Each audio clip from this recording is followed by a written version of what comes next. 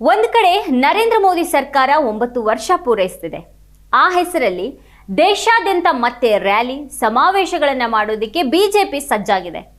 ಆದರೆ ಅದೇ ಹೊತ್ತಲ್ಲಿ ಮತ್ತೊಮ್ಮೆ ಮೋದಿ ನೇತೃತ್ವದ ಬಿಜೆಪಿ ಸರ್ಕಾರ ಏನಾದರೂ ದೇಶದಲ್ಲಿ ಅಧಿಕಾರಕ್ಕೆ ಬಂದ್ರೆ ಅದು ದೇಶದ ಪಾಲಿಗೆ ದೊಡ್ಡ ಆಪತ್ತಾಗಲಿದೆ ಎಂಬ ಗಂಭೀರ ಎಚ್ಚರಿಕೆಯೊಂದು ಕೇಳಿಬಂದಿದೆ. ಈ ಎಚ್ಚರಿಕೆಯನ್ನ ನೀಡಿದ್ದು ಕಾಂಗ್ರೆಸ್ಸಿಗರು ಅಥವಾ ಬೇರೆ ವಿರೋಧ ಪಕ್ಷಗಳ ನಾಯಕರೋ ಅಲ್ಲ. ಈ ದೇಶದ ಹಣಕಾಸು ಸಚಿವೆ, ಮೋದಿ ಕ್ಯಾಬಿನೆಟ್ನ ಪ್ರಭಾವಿ ಮಂತ್ರಿ ನಿರ್ಮಲಾ ಸೀತಾರಾಮನ್ ಅವರ ಪತಿ, ರಾಜಕೀಯ ಅರ್ಥಶಾಸ್ತ್ರಜ್ಞ ಹಾಗೂ ವಿಶ್ಲೇಷಕ ಡಾಕ್ಟರ್ ಪರಕಾಲ ಪ್ರಭಾಕರ್. ದ ವೈರ್ನಲ್ಲಿ ಕರಣ್ ಥಾಪರ್ ಜೊತೆಗಿನ ಸಂದರ್ಶನದಲ್ಲಿ ಡಾಕ್ಟರ್ ಪ್ರಭಾಕರ್ ಇಡೀ ದೇಶ ಮೋದಿ ಅಧಿಕಾರಕ್ಕೆ ಬಂದ ಮೇಲೆ ಹೇಗೆ ಅಪಾಯಕ್ಕೆ ಸಿಲುಕಿದೆ ಅನ್ನೋದನ್ನ ಎಳೆಯಾಗಿ ಬಿಚ್ಚಿಟ್ಟಿದ್ದಾರೆ. ದೇಶಾದ್ಯಂತ ಕೋಮು ಭಾವನೆಯನ್ನ ಕೆರಳಿಸಿ ಬಿಜೆಪಿ ಸರ್ಕಾರ ಜನರನ್ನ ಹೇಗೆ ಒಡೆದು ಆಳ್ತಿದೆ ಎನ್ನುವ ಬಗ್ಗೆ ಬಹಿರಂಗವಾಗಿ ಹೇಳಿಕೆಗಳನ್ನ ನೀಡಿದ್ದಾರೆ. ಇಷ್ಟು ದಿನ ಈ ದೇಶದ ಜನತೆ ಫ್ಯಾಸಿಸಮ್ ಅನ್ನ ವಿರೋಧಿಸಿ ಸೌಹಾರ್ದದ ಪರ ಇರುವವರು. ವಿರೋಧ ಪಕ್ಷಗಳು ಹೇಳ್ತಿದ್ದಂತಹ ಮಾತುಗಳನ್ನ ಈಗ ದೇಶದ ವಿತ್ತ ಸಚಿವೆಯ ಪತಿಯೇ ಹೇಳಿದ್ದಾರೆ. ಮೋದಿ ಹಾಗೂ ಅವರ ಸರ್ಕಾರ ಆರ್ಥಿಕತೆ ಮಾತ್ರವಲ್ಲ, ಇನ್ನಿತರ ಹಲವು ವಿಷಯಗಳಲ್ಲೂ ಸಂಪೂರ್ಣ ವಿಫಲವಾಗಿದೆ. ಅದು ಯಶಸ್ವಿಯಾಗಿರೋದು ಕೋಮು ಭಾವನೆ ಕೆರಳಿಸುವಲ್ಲಿ ಹಾಗೂ ಜನರನ್ನ ವಿಭಜಿಸುವಲ್ಲಿ ಮಾತ್ರ ಅಂತ ನೇರ ಆರೋಪ ಮಾಡಿದ್ದಾರೆ ಡಾಕ್ಟರ್ ಪ್ರಭಾಕರ್. ನಿರುದ್ಯೋಗ, ಬೆಲೆ ಏರಿಕೆ, ಕುಸಿದ ಆರ್ಥಿಕತೆ, ಹೆಚ್ಚಿದ ದ್ವೇಷ ವಾತಾವರಣದ ಬಗ್ಗೆ ಮಾತನಾಡಿದ್ರೆ ದೇಶದ್ರೋಹಿಗಳು ಅಂತ ಹೇಳುವ ಬಿಜೆಪಿಯ ಟ್ರೋಲ್ ಪಡೆ ತಮ್ಮ ಪಕ್ಷದ ಹಿರಿಯ ನಾಯಕಿ ನಿರ್ಮಲಾ ಸೀತಾರಾಮನ್ ಪತಿಯನ್ನ ಈಗ ಪಾಕಿಸ್ತಾನಕ್ಕೆ ಕಳುಹಿಸುತ್ತಾರಾ ಎನ್ನುವುದನ್ನ ಮಾತ್ರ ಕಾದು ನೋಡಬೇಕಿದೆ.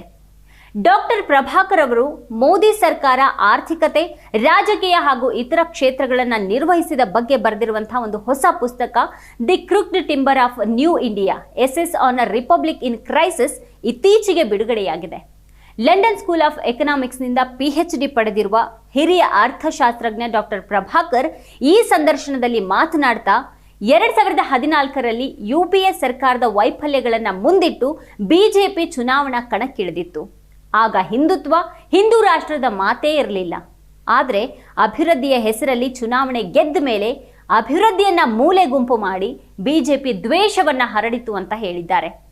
ಡಾಕ್ಟರ್ ಪ್ರಭಾಕರ್ ಅವರ ಈ ಮಾತುಗಳನ್ನೇ ನಾವು ಗಮನಿಸೋದಾದ್ರೆ ಸಂಘ ಪರಿವಾರದ ಷಡ್ಯಂತ್ರ ಬಟಾಬಯಲಾಗುತ್ತೆ. ಈ ದೇಶದ ಜನತೆ ಎದುರಿಸುತ್ತಿದ್ದ ಸಮಸ್ಯೆಗಳ ಬಗ್ಗೆ ಧ್ವನಿ ಎತ್ತಿ ಸಿಲಿಂಡರ್ಗಳನ್ನ ಹಿಡಿದು ಬೀದಿಗೆ ಬಂದ ಬಿಜೆಪಿ ನಾಯಕರು ಅಚ್ಚೇ ದಿನ ಕೊಡ್ತೇವೆ ಎನ್ನುವ ಭರವಸೆಯ ಜೊತೆ ಚುನಾವಣೆಗೆ ಇಳಿದಿದ್ರು.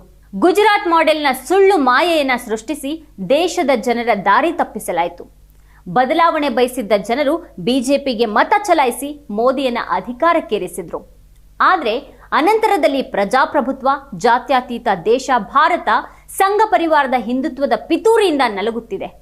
ಗ್ಯಾಸ್ ರೇಟ್ ಜಾಸ್ತಿ ಆಯಿತು ಅಂತ ಬೀದಿಗಿಳಿದವರು ಇವತ್ತು ಗ್ಯಾಸ್ ರೇಟ್ ಗಗನಕ್ಕೇರಿದಾಗ ಬಾಯಿ ತೆರಿತಾ ಇಲ್ಲ.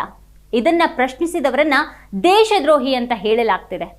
ಚುನಾವಣೆ ಬಂದಾಗ ಮುಸ್ಲಿಮರ ಮೇಲೆ ಪ್ರಹಾರ ನಡೆಸಿ ಹಿಂದೂಗಳನ್ನ ಓಲೈಕೆ ಮಾಡಲಾಗ್ತಿದೆ. ದೇಶದ ಸರ್ವ ಜನರ ಪ್ರಧಾನಿಯಾಗಿ ನಡೆದುಕೊಳ್ಳಬೇಕಾದವರು ಚುನಾವಣಾ ಭಾಷಣಗಳಲ್ಲಿ ಕೋಮು ಭಾಷಣ ಮಾಡ್ತಾರೆ. ಕೋಮು ವಿಷ ಉಗುಳುವವರೇ ಈಗ ಬಿಜೆಪಿಯ ಸ್ಟಾರ್ ಪ್ರಚಾರಕರಾಗಿದ್ದಾರೆ. ಹೀಗಾಗಿ ಅಭಿವೃದ್ಧಿಯ ವೇಷದಲ್ಲಿ ಮೆಲ್ಲಗೆ ಅಧಿಕಾರಕ್ಕೆ ನುಸುಳಿದ ಹಿಂದುತ್ವ ಇವತ್ತು ಭಾರತದ ಸಹಜ ಸುಂದರತೆಗೆ ಅಪಾಯಕಾರಿಯಾಗ್ಬಿಟ್ಟಿದೆ. 2014ರಲ್ಲಿ ನಡೆದಂತಹ ಹೋರಾಟ ಹಿಂದೂ ಮುಸ್ಲಿಮರ ವಿರುದ್ಧದ ಹೋರಾಟ ಅಲ್ಲ, ಬದಲಾಗಿ ಬಡತನ ಮತ್ತು ನಿರುದ್ಯೋಗದ ವಿರುದ್ಧ ಹಿಂದೂಗಳು ಮತ್ತು ಮುಸ್ಲಿಮಾನರು ಒಟ್ಟಾಗಿ ನಡೆಸುವ ಹೋರಾಟ ಅಂತ ಮೋದಿಯೇ ಹೇಳಿದ್ರು ಅಂತ ಡಾಕ್ಟರ್ ಪ್ರಭಾಕರ್ ಅವರು ನೆನಪಿಸಿದ್ದು. ಆದರೆ ಆ ನಂತರದಲ್ಲಿ ಜನರನ್ನ ಧರ್ಮದ ಹೆಸರಲ್ಲಿ ವಿಭಜಿಸಲಾಯಿತು ಅಂತ ಹೇಳ್ತಾರೆ. ಇನ್ನು ಇದೇ ಸಂದರ್ಶನದಲ್ಲಿ ಡಾಕ್ಟರ್ ಪ್ರಭಾಕರ್ 2024ರಲ್ಲಿ ಮತ್ತೊಮ್ಮೆ ಮೋದಿ ಸರ್ಕಾರ ಅಧಿಕಾರಕ್ಕೆ ಬಂದ್ರೆ ಅದು ದೇಶದ ಆರ್ಥಿಕತೆಗೆ ಮಾತ್ರ ಅಲ್ಲ, ಎಲ್ಲಾ ವಿಷಯಗಳಲ್ಲೂ ದೇಶದ ಪಾಲಿಗೆ ದೊಡ್ಡ ವಿಪತ್ತಾಗಲಿದೆ ಅಂತ ನೇರವಾಗಿಯೇ ಹೇಳಿದ್ದಾರೆ. ಈಗಾಗಲೇ ದೇಶ ಅಪಾಯದಲ್ಲಿರುವ ಲಕ್ಷಣಗಳು ಗೋಚರಿಸ್ತಾ ಇದೆ. ಮೋದಿ ಮತ್ತೆ ಏನಾದರೂ ಅಧಿಕಾರಕ್ಕೆ ಬಂದ್ರೆ ಭಾರತ ಹಿಂದೂ ರಾಷ್ಟ್ರವಾಗಬಹುದು, ಅಲ್ಪಸಂಖ್ಯಾತರು 2ನೇ ದರ್ಜೆಯ ನಾಗರಿಕರಾಗಬಹುದು. ಭಾರತ ಪ್ರಜಾಪ್ರಭುತ್ವ ದೇಶವಾಗಿ ಉಳಿಯೋದಿಲ್ಲ. ಭಾರತ ಒಂದು ದೇಶ,